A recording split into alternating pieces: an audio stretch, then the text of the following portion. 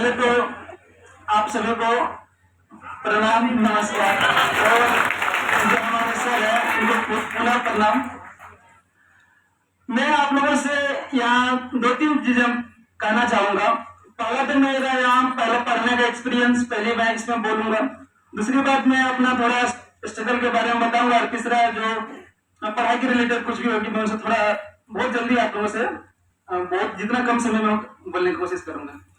मेरा पहला एक्सपीरियंस था खान जीएस सेंटर में। जब मैंने एंट्री लिया था तो बहुत लंबी लाइन थी।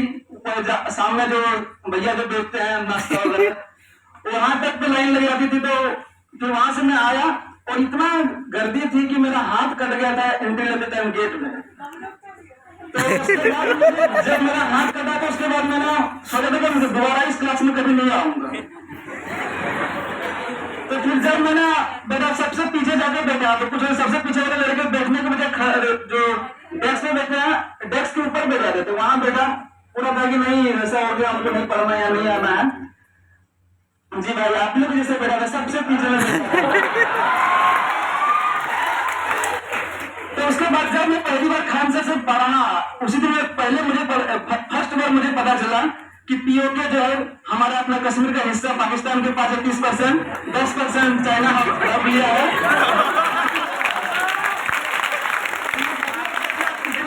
उस क्लास में सबसे ज्यादा ताली किसी ने बजाया होगा तो मैं ही था। और उसके बाद संघर्ष पढ़ने का उसके बाद मैंने मैथ का क्लास करता था और साइंस मैंने पूरा साइंस सर से पढ़ा लेकिन सर को पता भी नहीं हुआ कि मैंने पढ़ लिया। मैथ से पहले साइंस का क्लास हुआ करती थी। मेरे घंटा पहले आ जाता था सीढ़ी के पास आकर बैठ जाता था। बाहर सर को देख तो नहीं पाते थे आवाज बाहर आती थी मैं सारा कुछ नोट कर लेता था पूरा फिजिक्स केमिस्ट्री पढ़ लिया। और साइंस की पढ़ाई मेरा ऐसे ही हुई थी। और उसके बाद जब लॉकडाउन लग गया लॉकडाउन लगने के बाद मैं पटना से जा रहा था तो रोते हुए जा रहा था कि मुझे पटना छोड़ने का मन नहीं था। लगभग मैं कुछ बनने आया था एक ऑफिसर बनने आया था पटना में। इससे बिना बने जा रहा हूँ तो पूरे रास्ते भर में रोया था। और लॉकडाउन में घर की स्थिति इतनी खराब हो गई थी कि दिहाड़ी मजदूरी भी करना पड़ा था। मेरे 2 बड़े भाई हैं, दोनों बड़े भाई हैं वो कलकत्ता में चाय का दुकान लगाते हैं। उन्हीं से हमको जो भी है फाइनेंशियल सपोर्ट मिला। पिताजी का तो कुछ तो वहाँ हम लोग लॉकडाउन में ऐसी स्थिति देखे हैं कि कभी कभी खाने पर नौबत आ गई थी। और लेकिन अब मुझे लगने लगा कि लॉकडाउन में जो आप लोगों ने गौर किया होगा जिसका सरकारी नौकरी था वो लोग बहुत खुश थे। तो मुझे लगा कि अगर लॉकडाउन अगर दोबारा फिर कभी आता है अगर मेरे पास सरकारी नौकरी नहीं रहेगा मैं अपने खुद को या परिवार को संभाल नहीं पाऊंगा। तो मुझे लगा कि सरकारी नौकरी करना है तो करना है। ऐसा नहीं कि लॉकडाउन मैंने पढ़ना नहीं छोड़ा था। मैंने घर से बाहर एक अपना कुटिया होता है ना झोपड़ी टाइप का वो बनाया था। मैंने उसका नाम दिया था लॉकडाउन हाउस। वहां जाके मैं 7-8 घंटे रात तक वहां पढ़ता था। अभी मेरे गाँव वाले सब जानते कुटिया में बनाया हुआ था। तो उसके बाद मुझे लगा कि मैं यहाँ से नहीं कर सकता हूँ। तो मैं अपनी माँ से बोला कि मुझे कुछ पैसे दे दो हमको अपना मेरा बांका जिला है मेरा घर तो बांका कटोरिया और वहां से देवघर हम लोग नजदीक पड़ता है। तो मैं देवघर में देवघर जाऊंगा वहां होगा के पढ़ूंगा। तो मेरी माँ के पास 150 रुपये थे। सब घर में किसी के पास उससे पैसा था नहीं। वही 150 रुपया मुझे दिया। मैं पूरा रास्ते ऑटो भर रोते जा रहा था कैसे होगा। फिर कुछ दोस्त के पास रहा 10-15 दिन तक दोस्त के पास रहा उसी के पास खाया सोया। उसके बाद कुछ बच्चे को ट्यूशन पढ़ाया। उसके बाद फिर से खान सर का तब तक बैच आ गया था ये 11 रुपये वाला 99 रुपये वाला। मैं वहीं से लिया एडमिशन और अपना पढ़ाई स्टार्ट किया।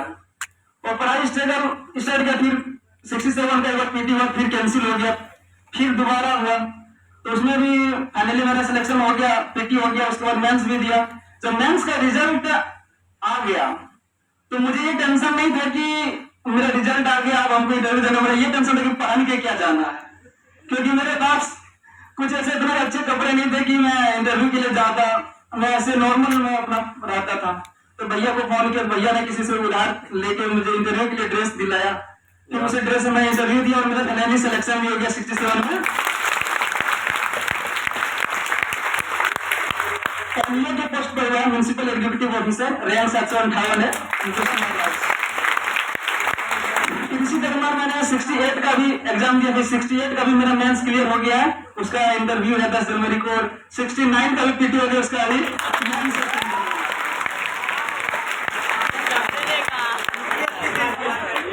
ये तो है मेरा छोटा सा कहानी जो आप लोग अरे रात में जब मैं यहाँ ऑफा में पढ़ता था ना तो खान सर बोलते थे कि एक दिन तुम लोग अगर अधिकारी बन के आओगे तो मिठाई बड़ा कम नहीं लाना, पहली बात। दूसरी बात है उस दिन आपको एक पर्सनल नंबर भी दूंगा। तो मैं रात में 2-2 बजे जब मुझे लगता था कि अब नहीं होगा, थोड़ा रुक जाता है, लेकिन लगता था नहीं खान सर से हमको नंबर लेना होगा। और आज मुझे फाइनली सर ने नंबर भी दिया, अपना पर्सनल नंबर दिया। आप नंबर दे दिए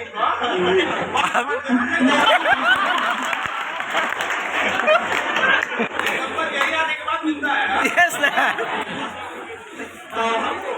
तो ऐसा रहा कि और मैं आप लोगों से यही कहना चाहूंगा कि पढ़ाई कीजिए। अब मैं एक वक्त मेरे जीवन में ऐसा है कि मैं खान सर अगर नहीं होते तो मैं यहाँ नहीं होता।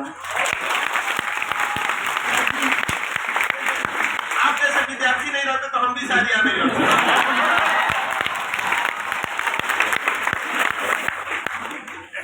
तो बस यही थोड़ी सी थी मेरी जर्नी। अगर आप लोगों को लगता है कभी जीवन में लगे कि अब नहीं होगा, पीटी नहीं हो रहा, मेंस नहीं हो रहा, लेकिन आप लोग को हारना नहीं है, बस करना है। लेकिन एक कुछ जुनून में सबके साथ अलग अलग परिस्थितियां होती है। जैसे मेरे साथ कुछ फाइनेंशियल था कि मेरे पास पैसे की कमी थी, या इस तरह का किसी के पास और भी सारे प्रॉब्लम होते हैं, सबके अलग अलग प्रॉब्लम होते हैं। आप उस प्रॉब्लम को फेस कीजिए और अपना गोल सेट कीजिए, कुछ टारगेट सेट कीजिए और उससे ओवरकम होइए और आपका सफलता एक दिन जरूर आपको मिलेगी।